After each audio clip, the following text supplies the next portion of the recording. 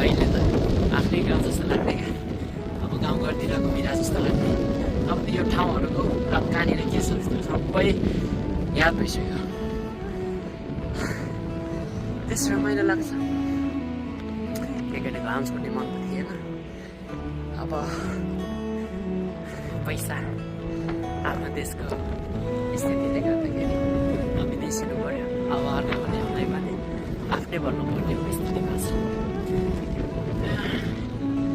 जस यता अर्काको चाहिँ दिनभरि काम गरेर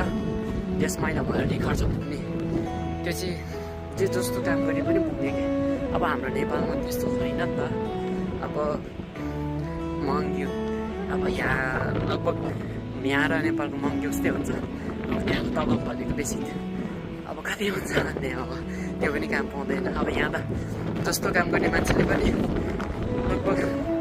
1-1.5 लाख कमाउँछ त्यो पैसाले चाहिँ आफ्नो परिवार चलाउनलाई एकदम सजिलो हुने क्या यहाँ अब काम गर्छु भन्नेहरूले अब जस्तो पनि काम पाइहाल्छन् अब त्यही